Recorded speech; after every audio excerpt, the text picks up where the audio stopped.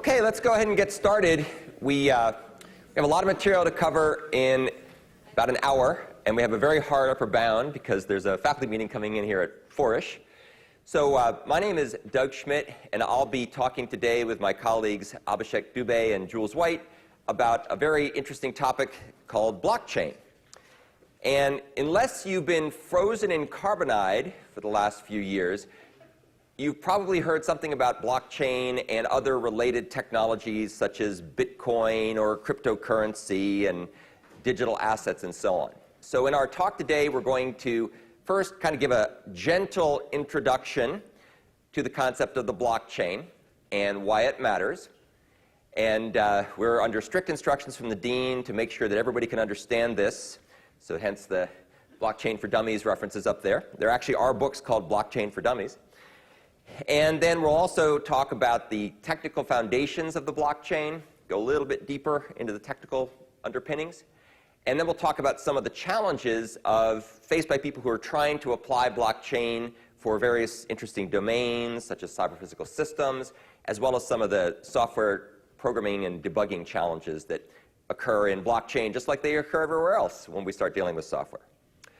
So let's start by giving some context, which is really managing digital assets.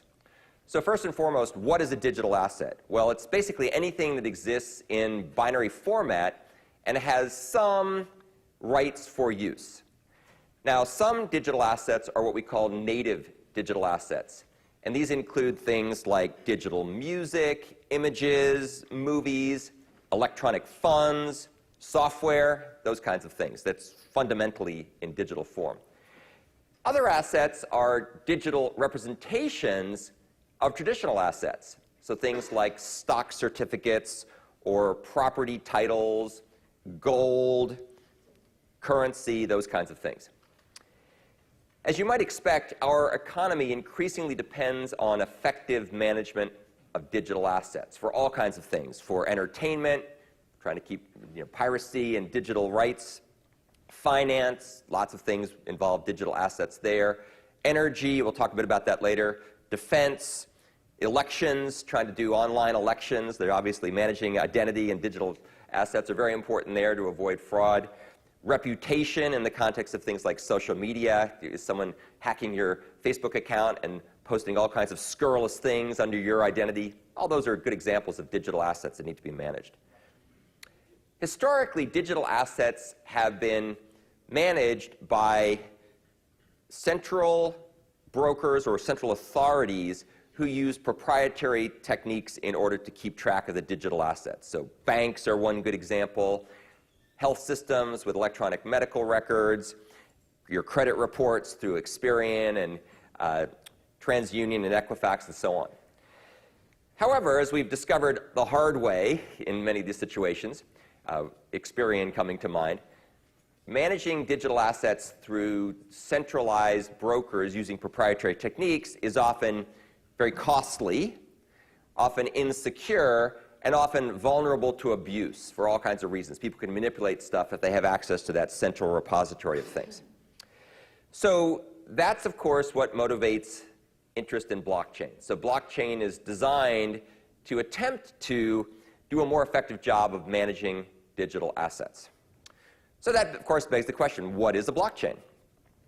A blockchain is essentially a decentralized platform that supports so-called trustless transactions. And I'll break that definition down into little parts and give you more of an explanation in the overview part, and then Abhishek will go deeper into the technical foundations of those concepts.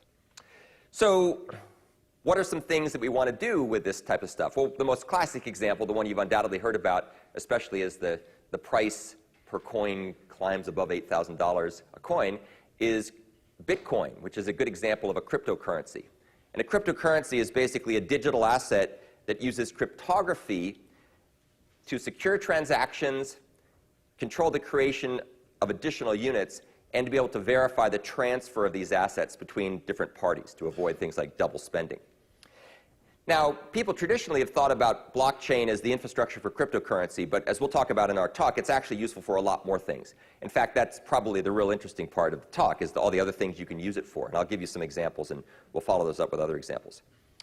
So given that definition of blockchain being a decentralized platform, what is a decentralized platform? Well, as the name implies, it means a platform where there's no single point of failure or no central server or no central node that runs all the different computations. Now, there's a couple of different variants of blockchains. One variant is what we would call the public blockchain or a public blockchain. And in this case, the decentralized platform is distributed globally. And you'll get a sense a little bit later when Abhishek talks about how global it is. It really does mean global, all around the world. So that's one model. It's a public blockchain. Another model is what's often called a private blockchain or a permission blockchain, where you have things localized, maybe within a particular organizational unit or one company, but you're still using many of the other blockchain technologies, the blockchain protocol, the consensus algorithms, various other techniques in order to do the verification and secure transfer of these digital assets. Irrespective of whether it's global and public or private and local, the nodes that make up the different parts of the blockchain platform are given a high degree of independence, or who is this? Freedom, right? So freedom, William Wallace. So you have a lot of freedom, and they are not controlled in a centralized manner, which of course is what differentiates them from the classic centralized ways of doing things. And so they work in a peer-to-peer manner in an inter-network. Now, from a technical point of view, just a quick technical nuance here. The way this all works is that there's a stack of software that resides on each of the nodes, and some parts of the stack are classic things, right? So operating systems, communication protocols, device drivers, all that good stuff that you've learned about in operating systems courses. But then there's another piece called the middleware, which is really the blockchain middleware. And that's the software that provides services above and beyond what you get out of the box with an operating system and communication protocols. And that's where all the magic resides that we're going to be talking about. So that's the idea of a decentralized platform. Each of the nodes runs in a peer-to-peer manner, running essentially the same software or replicas of the software, and they have a high degree of interdependence and independence. Then there's also this concept of so-called trustless transactions. So what the heck is a trustless transaction? What this does, and we'll talk a lot more about the details of what this means a little bit later, it basically allows you to use the blockchain to anonymously exchange digital assets, back to the overall driving motivation, without the need for a central authority to verify trust and transfer the assets of value to the various parties. So the key point there is trustless transaction.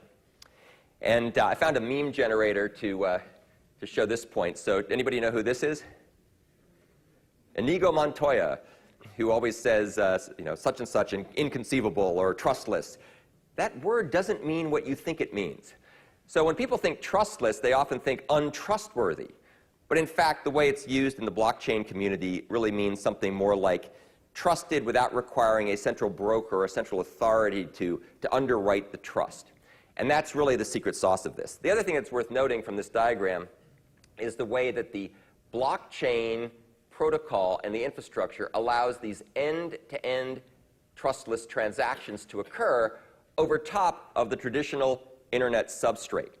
And that's good, because that means we can leverage the blockchain in the environments we've come to know and love, namely the World Wide Web and all the infrastructure that's been put in place over many years there. The key characteristics that make all this work are what are part of the blockchain protocol. And Abhishek will talk more about the details of the protocol shortly, but basically it allows the communication of the information between all the different nodes in the peer-to-peer network, and it essentially provides a so-called immutable replicated database. And what that means is, kind of like a roach motel, once the assets jog in, they don't jog back out. They're going to be stuck there forever until we fork. We'll talk about that later perhaps.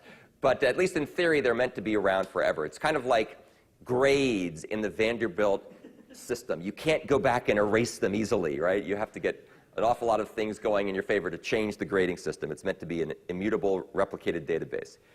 Another key theme that comes across here is the idea of identity and reputation. And these are what are used to be able to make sure that the parties in the blockchain transactions don't need to be revealed to each other in terms of their particular real-life identity, but they're known in terms of their cyber identity in a way that you can trace to make it clear who's doing what. Even though if you don't necessarily know who the person is, you know that it's a particular party who's involved, and that's also immutable. Interestingly enough, the origins of the blockchain protocol are shrouded in mystery, and it was developed by someone named Satoshi Nakamoto, or purportedly named Satoshi Nakamoto, but probably not his real name. And in fact, if you take a look at this link, you'll find out how the NSA claims to have figured out who this person is by doing analysis of his or her, because we don't know whether it's male or female, writings. And they haven't revealed who it is either. It's kind of like, what is the song? You're So Vain, right? They won't actually give away who that person's about, who the song's about, but similar kind of thing. We don't really know who it is, but someone claims to have identified them.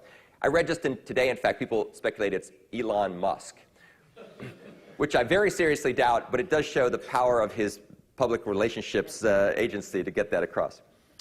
Okay, so we're about to go into a little bit more technical detail, but before we do that, I want to talk more about why blockchain matters. What is it that it does that we should care about? So one of the things that blockchain does is it helps to address the needs of various domains, and we'll give you a bunch of them beyond financial tech, fintech, by providing decentralized transactions as a service. That's one of the key themes to remember when you hear about blockchain. Decentralized transactions as a service. And what this does, or one of the motivations here, is to disintermediate traditional centralized brokers and authorities who stick their little grubby hands between the producers and the consumers and take a bit off the top. And so all the examples we're going to talk about historically have had middlemen, middle people, who get in there and shave a few percentage points off the top, thereby making things more expensive, take longer perhaps, and in many cases also erode trust, because now there's a single place to attack if you want to make the system exploit systems vulnerabilities. So here are a couple examples that we've been looking at here at Vanderbilt and other people are looking at. One is to try to make patient-centric medicine truly patient-centric by giving patients better access to their electronic medical records, which today, as you can imagine, are held behind firewalls and strictly protected in proprietary and centralized ways, which are very inconvenient in many cases and make it more difficult for folks to get the health care that they need and for other people to keep track of who's getting health care when they need it, which turns to be important in things like trying to avoid opiate abuse, where people do doctor shopping and prescription shopping.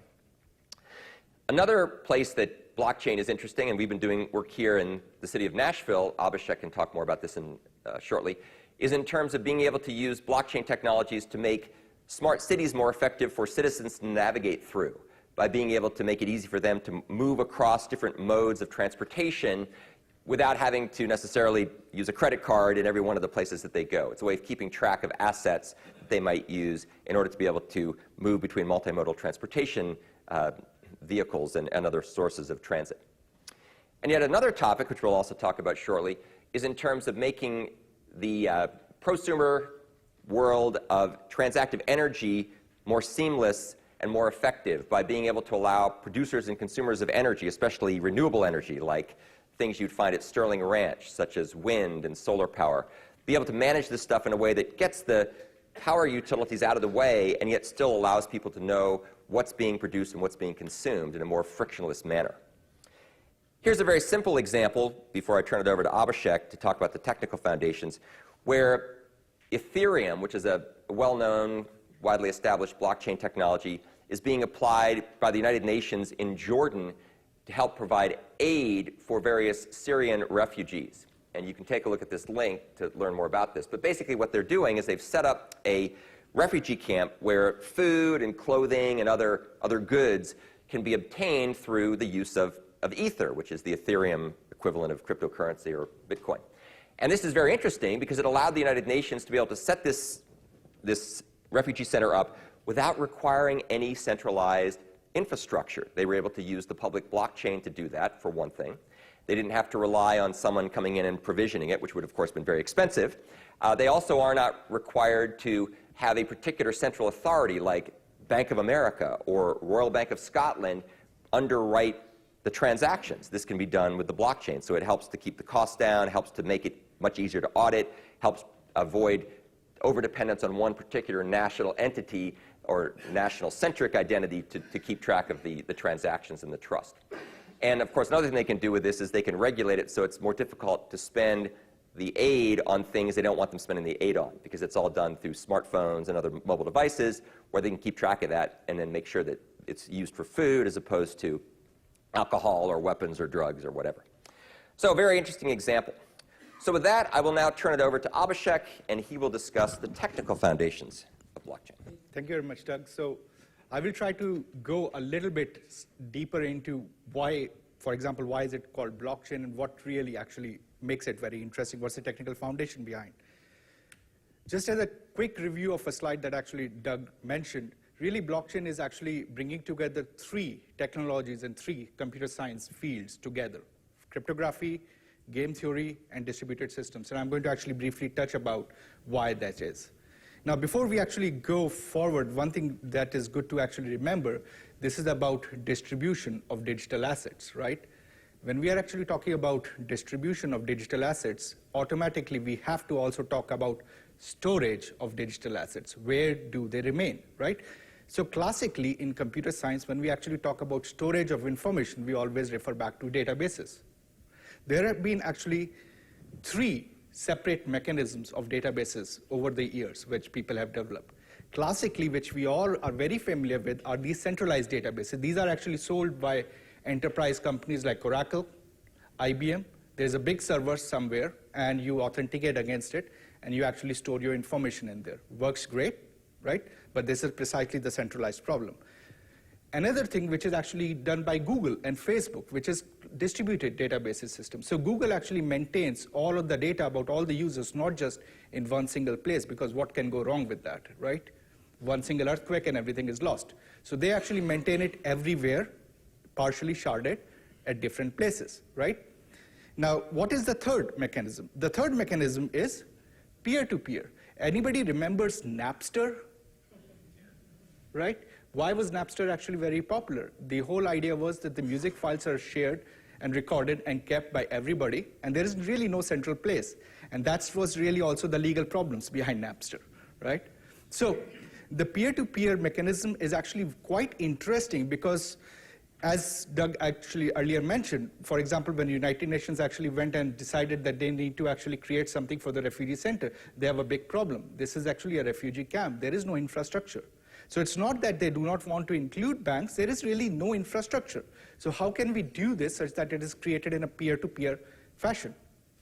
The advantage of a peer-to-peer database is it's really, you just turn it on and you try to find as many neighbors, and that was the advantage of Napster, torrent, and some people might have downloaded movies in their past, right? That was torrent, right? So this is the key advantage. You just create systems on and they connect to everybody else. Now, when we actually talk about these kind of decentralized databases or these peer-to-peer databases, there are some key properties that we must actually remember. We are talking about large networks or devices distributed all over the internet, all over the earth. What that means is there are devices in US, there is devices in India, there are devices in Africa. The network latency is not the same everywhere. So what does that mean? The time that it takes for a request to reach a server is not always the same. And anybody actually who goes in a developing world and tries to use the internet actually feels. And for Korea, South Korea, US is a developing world when it comes to internet, right? You go there, you will actually see the speeds that they deal with. So really the speed actually becomes an important factor. So what does that mean? Often, actually, along with speed, there is also this concept of reliability. So what that might mean is often you actually send out a request and it just gets dropped. You don't really know whether the target that you are trying to send the request to ever received it. In computer science, these kind of networks where you cannot actually know that they received the message or not, these are example of asynchronous networks. So the basic problem is the message delay is unbounded. You really don't know when the message is received. So for example, when you send an email to your peer, whether your peer has actually replied back or read the email or they are just ignoring you, you do not know that, right? The other example is synchronous networks, okay? So in synchronous networks, what happens is you pick up a phone. If the person picked up the phone, they have to respond to you. They have to talk to you. So the delay is frankly bounded in a synchronous system. So these are two kind of networks, right?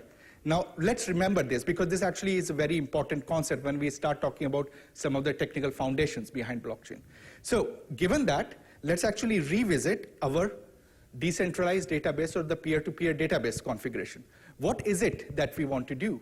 We actually want to store our digital assets as a database all over the network, everywhere. Any change that happens in the network in one place should actually be available on the other place. Not necessarily immediately, but after a while, when everybody has agreed to it, they must be able to go back and agree that these things really did happen. So for example, in this whole IoT market, you can actually imagine your fridge is ordering milk for you from the grocery store, and suddenly the milk shows up. And then your wife says, no, I did not order it, right? So how do you actually do this agreement? In a decentralized database where everything is actually auditable and everybody has agreed to it, everybody should actually say that this really did happen. There should be no ifs and buts that, okay, it might have happened or it might not have happened. And this is precisely when actually Doug was talking about the immutability property of databases, or specifically in blockchain databases. That precisely is the case. Once it's settled, once it's set in stone, there is really no ifs and buts. We know this did occur, right? So now this is actually a very interesting problem. Typically, this problem has been actually studied not just in 2008. So this was something that was studied in 1982. That was the first time this was studied. And this problem, a lot of you might have actually heard about. Byzantine generals problem, right? So a classical problem in this case is that suppose there is actually an army that actually have to attack a fort. And imagine in this army you have 9 generals. And all of them should actually decide to attack exactly at the same time. Not half of them should attack and half of them should retreat. Now imagine there are 4 of them who are trying to actually agree to attack. There are other 4 who decide that they are going to retreat. Typically, this is democracy, for example. So what do? They actually decide to hold a vote. 4 and 4 are equal. So what do? They look at the 9th person, right? But the 9th person is actually a traitor. He tells the first 4 generals, hey, let's attack. And the other 4 generals says, no, don't attack. So what happens? The retreat guys go out. The 4 generals who were going to attack, they attack, and then bad things occur, right? This particular problem was actually studied by Leslie Lamport in 1982, and he wrote a very seminal classical paper. Okay, and I'm going to actually talk about that. But this problem of Byzantine generals or consensus, you can actually try to map it down to the databases or digital assets. Take an example. It's not about generals, it's not about war, it's about supply chain, right? And your supply chain is actually distributed all over the globe, right? So your supplier in India actually says, I shipped a product because you actually sent an order. Then that product was actually taken by FedEx, and FedEx shipped it some other place, and that product finally arrived at your location. And then you said, no, I'd never ordered that product, right? This particular agreement typically could be handled by a centralized agency, where if all the orders, everything that is occurring goes to the centralized agency and they approve it. But that exactly is what the blockchain is trying to avoid. So if you do it in a decentralized fashion, there must be actually a majority voting, a consensus. So if people are actually traitors, it can lead to the same problem as the Byzantine generals problem. So just a quick overview of the study of the Byzantine generals problem. The first paper that as I mentioned, the 1982, was actually written by Leslie Lamport. He produced cases only in the case of synchronous networks. Remember the synchronous network? The delays are bounded. So you would know if you lose a message. Our internet doesn't work like that. We actually often can lose the message and we don't know how long will it take before we know that the message is lost. So that's why the Leslie Lamport's initial problem is not directly applicable, his approach to the internet, right? The other case is asynchronous. Now, to make matters really worse, for a long time, this was called the impossibility theorem. This was written in 1985, and they said, in an truly asynchronous network where you can never know whether the message is lost or not, even one faulty traitor can actually bring the whole network down. There is no way to actually save yourself from there. But to our benefit, actually, our networks are not totally asynchronous. They are something which we call partially synchronous. So most of the time, we actually do know when the message is received. Eventually, we do receive the message. Just sometimes the messages are lost. So in 1999, Barbara Liskov actually wrote a paper which she called Practical Byzantine Fault Tolerance, in which she actually said that we can improve upon the results of Leslie Lamport and actually make the system work with just 1 or 2/3 of the messages, the transfer of the messages that are required from the Byzantine general case. And actually, both Leslie Lamport and Barbara Leskov have actually won Turing Awards for different things. These are really big people in actually distributed systems, right? So this is the results that were actually in 80s and 90s, right? So what happens in 2008? The paper that Doug was actually mentioning first came out, and it came out in the context of Bitcoin. And what they did was they said, I will actually improve upon the result of practical Byzantine fault tolerance. Now, they did not improve the result in the classical case, so typically Byzantine fault tolerance is studied in terms of how many traitors can you tolerate. So they can't improve the result beyond that because that's a classical result. But what they were able to do was they were able to reduce the amount of messages that are being transferred. And the classical insight that happens in this paper, and this goes to the game theory, that you provide certain incentive to people to not lie. And that's really what started the Bitcoin. So how this particular things work, actually. So in Bitcoin's case, specifically in Bitcoin's case, the consensus of everybody actually agreeing whether a particular transaction or whether a particular transfer of a digital asset occurred or not happens through something called proof of work. So the way this works is very simple. First, everybody actually sends the transaction to a large number of people. So if I want to transfer a digital asset to Jules, I will actually announce to everybody. And all of you, some of you at least, can decide to validate my transaction, right? Validate that did this transfer actually really occurred.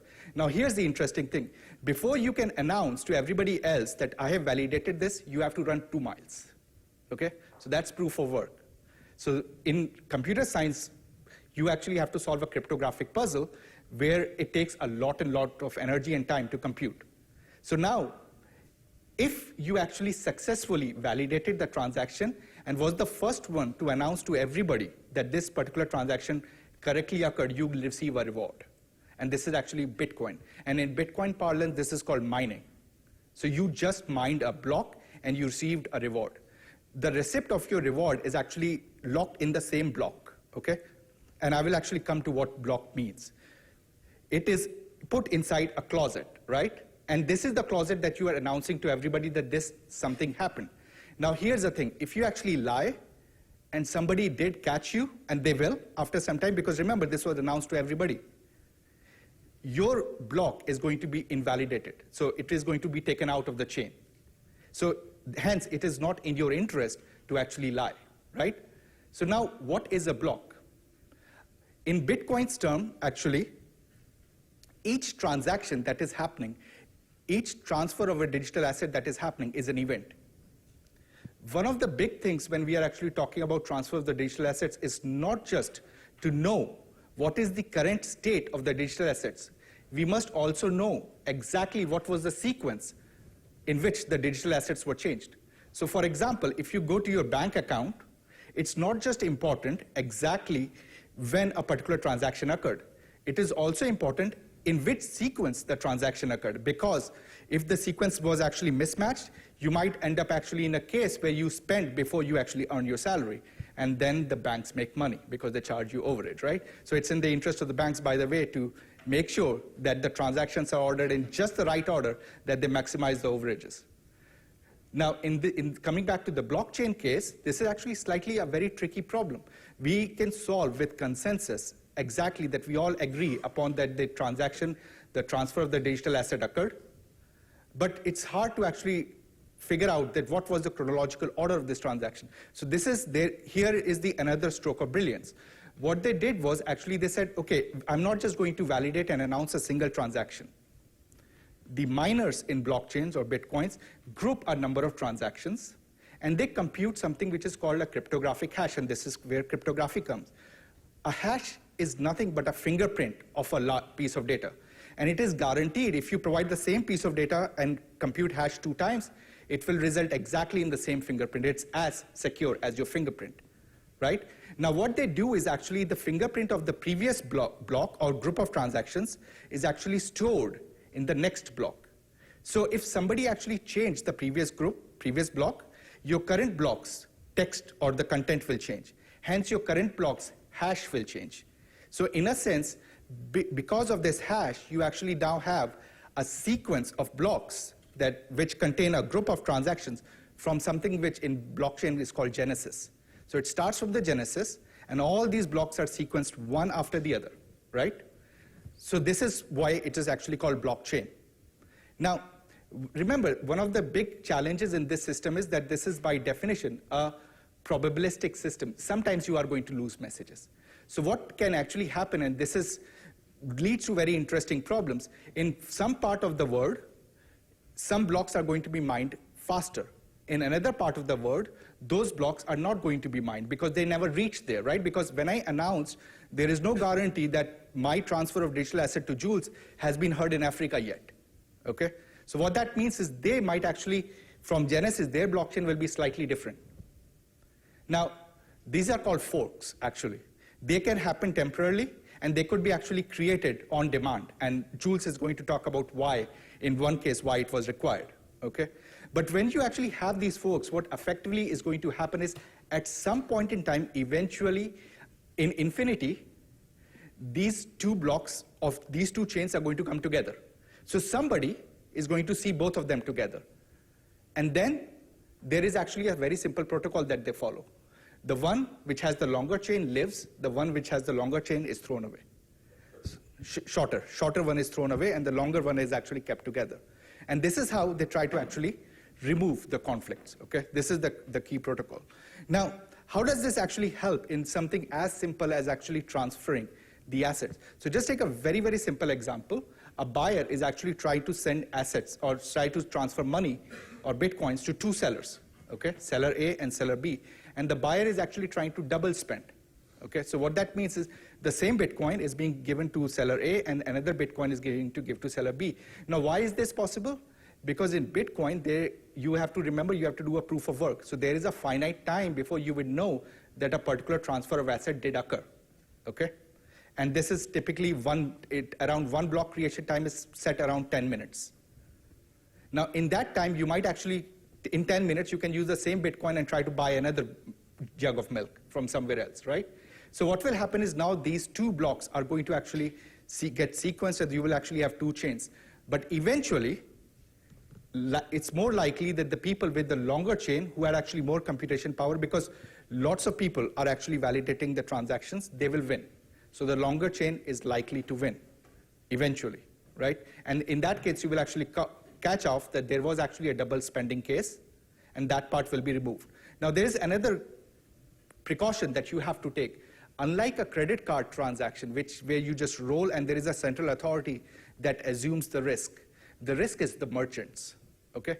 So if you actually pay 1,000 Bitcoins, or right now I think even 3 Bitcoins, and try to buy a car, right? And the merchant gives you the car immediately, and you take the same 3 Bitcoins and buy another car, it's merchant's risk. So to actually avoid that risk, it's the standard practices, merchants are supposed to wait until 6 blocks are created. So some long time before settling the transaction. So this is one of the important things to understand in Bitcoins or blockchains. You can't really do things quickly, okay? There is some time, and that actually leads to the next particular problem. So we have actually been looking into blockchains and not just actually study the Bitcoins part, but try to actually address it in cyber-physical system. But as I said, it takes time. And in cyber-physical systems, when we actually apply it, time becomes very important, right? So as Doug mentioned, like, think about the smart transportation. Think about the transactive energy systems, right? You are trying to actually transfer assets, and you're trying to do it quickly because these are cyber-physical systems.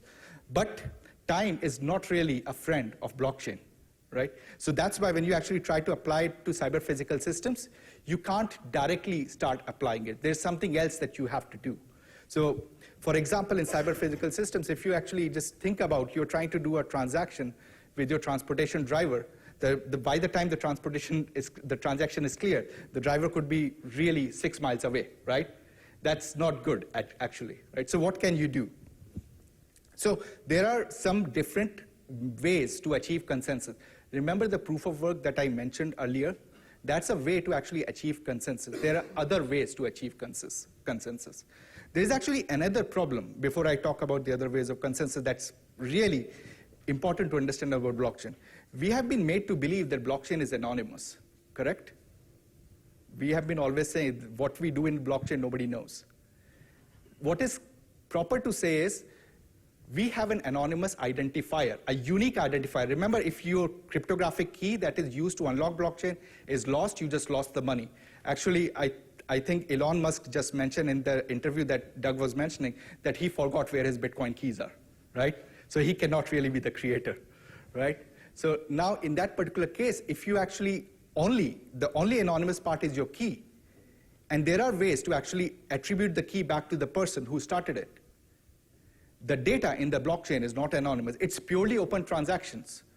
The reason for it is because anybody in the world from here to Africa should be able to validate it. So there lies a slight problem when we actually try to apply it in cyber-physical system and start doing privacy.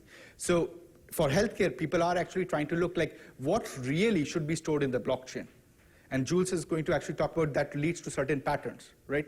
It's a very interesting question. So when we actually start applying it for transactive energy, we actually had to come up with a completely different alternate protocol. And it's actually available in the paper. For sake of time, I'm not going to go into that detail. But how can you actually allow private transactions? It's actually very interesting. Now, coming back to the consensus mechanism, I will actually very quickly tell you about two different consensus mechanisms that actually are being used right now. One consensus mechanism is called proof of stake.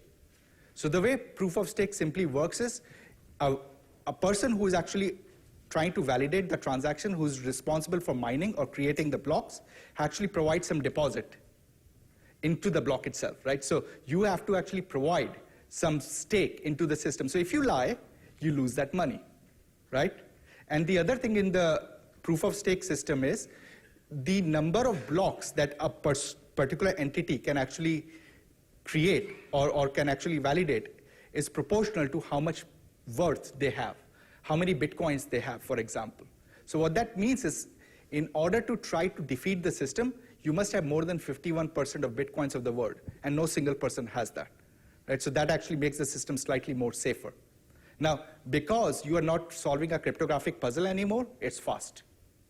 That's one of the advantages of proof of stake. And actually, Ethereum, which is a a system that is widely used, is actually coming up with a newer implementation of this proof of stake algorithm. The other mechanism is actually much simpler. Almost everybody understands proof of authority, right? So the way this actually works is there will be some peers who are going to be responsible for actually voting on the transaction. Everything they have to validate. And whichever receives a large number of votes is okay. Now, this is actually very similar to the classical practical Byzantine fault tolerance. Now, they're trying to go back to the practical Byzantine fault tolerance after they have actually taken a look at proof of work, because when you apply in cyber-physical systems, it doesn't work. The other thing which actually people go back to very simply is permission networks. So till now, most of the work that we have been talking about is about public blockchain. What that means is totally open. The whole transaction sequence is open to the public. Actually, companies like IBM, Siemens, Schneider Electric, they are actually interested in creating what are called private blockchains. So for example, we can create a Vanderbilt blockchain in which we can actually put the sequence of for example, every leave that you take, right? It's actually in that sequence. But it is only available to Vanderbilt.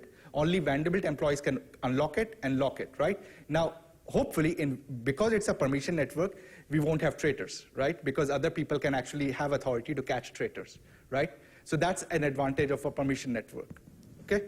Now, all of this has actually been put together, as I was saying specifically in the transactive energy, into a platform that we have created. And we actually recently came up with a series of papers, and this is one of the papers. So I think we are going to make these slides available, and these paper sequences are going to be available. So if somebody wants to dig slightly deeper into the sequence, they can actually take a look. Right? Now, I'll let Jules actually go into why blockchain is scary. So if we look at blockchains, one of the fundamental things that we're doing with a blockchain is we're managing the transfer of assets between different parties. So I go and I give you some Bitcoin, or I give you the digital title to my car, and we take that transfer or that transaction and we record it into a history of the blockchain.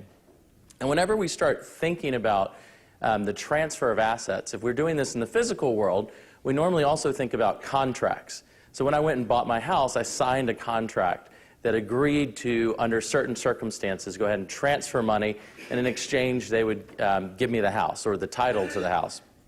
And so smart contracts are sort of the digital equivalent in blockchain of these real-world paper contracts that we create, where we take lawyers and court systems and all these other things that enforce those transfer of assets under certain circumstances. And the way it works in blockchain is that smart contracts are essentially programs that can be run that automatically check if certain conditions have been met, and if they have, then they transfer assets between different parties and record it into the blockchain. So one way of thinking about something you might be able to do with a blockchain and a smart contract would be, let's say we wanted to set up our own venture capital firm. We could go and we could create a smart contract. We could put $50 million into that smart contract, and we could say if 3 of the 5 partners from our venture capital firm decide we want to fund an investment, then the contract should automatically go and transfer those assets, regardless of what the other 2 partners say. And so you could go and create a contract that looks like this in the blockchain. You could put money into it, and then when new proposals came in for companies to fund, the partners would vote, and the contract would automatically take care of funding the companies where we had majority, or consensus on the funding. So this is what smart contracts are in the blockchain space. You can also do much more sophisticated things. You can do things that you don't normally think of as a contract. You can create contracts that look like regular computer programs. For example, someone's shown how you can create Twitter in the blockchain with smart contracts. So you have a contract that stores all of the tweets that you've created over time, and you have a contract that is given a handle for somebody like @RealDonaldTrump or something like this. You can go and find the contract that holds all of those tweets. And so you can do sort of traditional things for the transfer of assets, but you can also do much more sophisticated things, and they're all essentially small programs that are running in the blockchain. So where this really gets interesting from my perspective on software engineering is if we think about software, the one thing that we are absolutely incredibly good at in software is creating software that doesn't quite do what we wanted it to do. So we're really good at creating bugs, and there's all kinds of research that looks at how often we create bugs in software. And you could debate all day about how bad this problem is, but last night my iPhone updated to the new version of iOS, whatever it was, and it was like .0.0.213 or something like that. And I'm sure it was because it was fixing some bugs that were in the previous version. So we are very, very good at creating software with bugs. So that brings up the question of, well, what happens if we create a bug in a smart contract? So one of the things that we've heard about is that we're going to create these records that are going to be distributed. We're going to be transferring assets around. So if we create a bug in a contract, what happens? Well, it's not the classic thing that you think of in programs where suddenly your computer locks up and it turns blue and whatever else happens, or it crashes and loses something that you were working on. What a bug in a smart contract is it's the contract doing something other than what you intended it to do. So in the real world, when we create contracts, there's always some vagary about what it really means, and at the end of the day, if it doesn't really do what we wanted to do, usually we can go and correct that by going to the courts and saying, well, it didn't really mean that, and doing this. But there's usually some recourse that we have to correct ambiguities, or if there was a typo or something like that, we can go to court, or our bank can reach into our bank account and say, well, that was a mistake, I'll take money back from you. But the really interesting thing about the blockchain and the classic bugs that we create in computer programs is that with the blockchain, there's no way to go back, ever. So if Vanderbilt next month accidentally pays me an extra $100,000, which I doubt is going to happen, but if they did, I guarantee you the next thing they would do would be either reach into my account and pull it back, or they would tell me I had to give it back very soon. But in blockchain, if you transfer an asset, even if you do it accidentally, there's no way to undo that, ever. And you can think about why this is the case. So if I go and transfer an asset to you, and then meanwhile, things are going on in the blockchain, you transfer an asset to somebody else, part of which came from me, and part of my asset you transfer to somebody else, And suddenly you have thousands of transactions that all depended upon that one that I started when I gave something to you. If I just came along and I said, wait a minute, that was a mistake, I didn't mean to give that to you, you would break the entire system because you couldn't undo all of those things that had happened as a result of that transfer that I had started. So we have, on the one hand, we want this blockchain, and we want to be able to record assets and not have intermediaries, but on the other hand, we create bugs. And so how do we reconcile the fact that we can't go back with the fact that we're really good at creating bugs? Well, some people have already started studying the rate that we create errors in smart contracts. And what they've seen so far is that because blockchain is new, because these languages that we write the smart contracts in are so new, that we end up with actually more errors in smart contracts than we do in traditional software. The truth is I think even if you had fewer errors but you still had errors, it's scary because it's a permanent thing that you can't undo. So you're creating software that has to be right the first time in most cases. Or it has to be designed in a way that if you weren't right, you can undo certain things. So I'll talk about what that means in a little bit.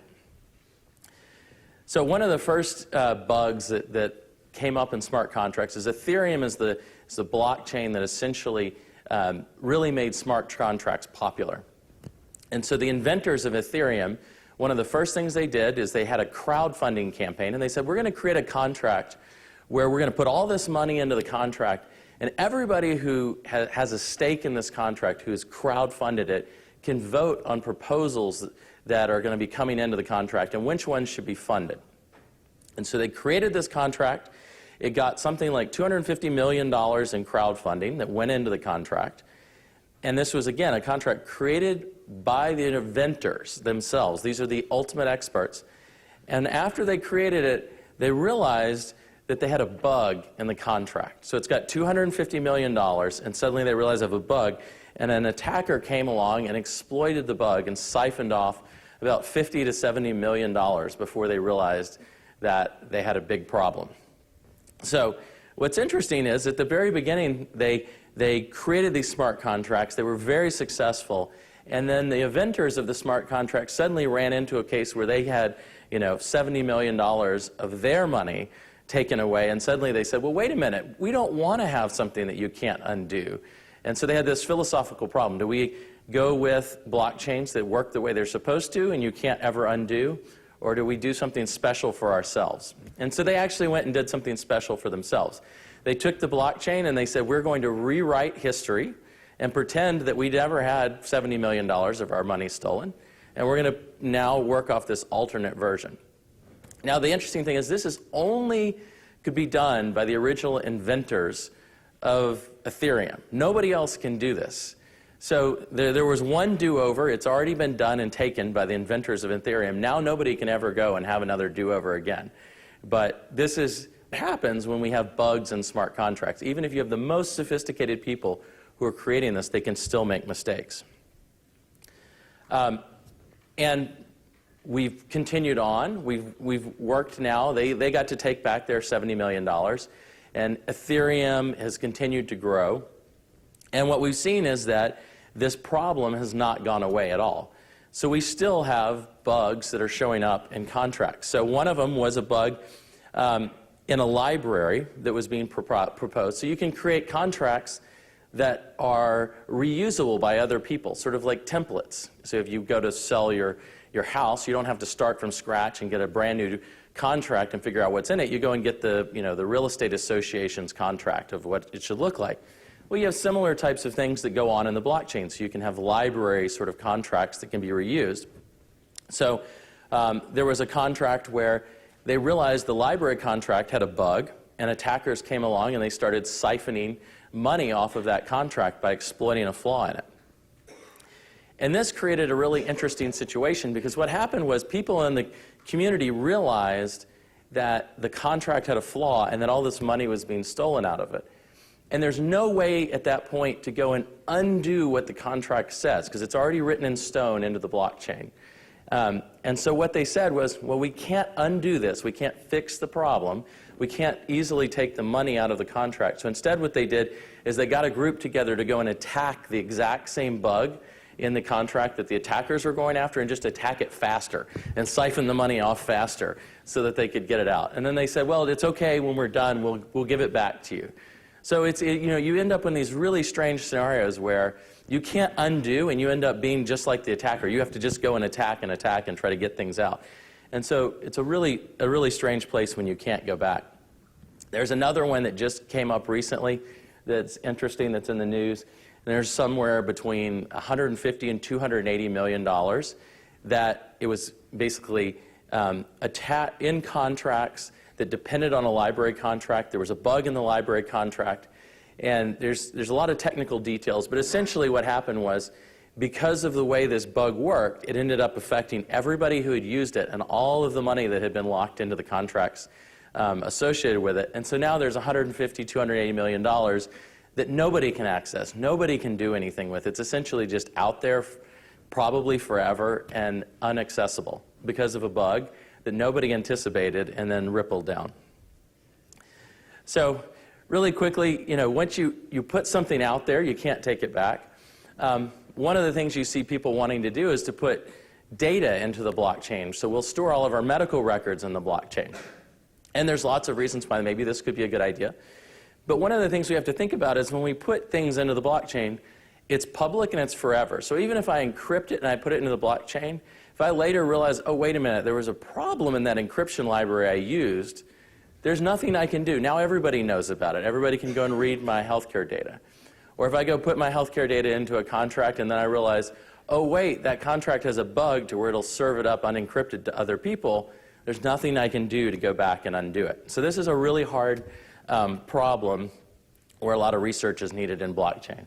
So we've been working, one of our PhD students, Dana Zhang, has been doing a lot of research on how do you design contracts and what are the best practices and what are the design patterns that you should be using. And there's a paper here that you can look at that has more about this. How do we come up with the design techniques that allow contracts to evolve?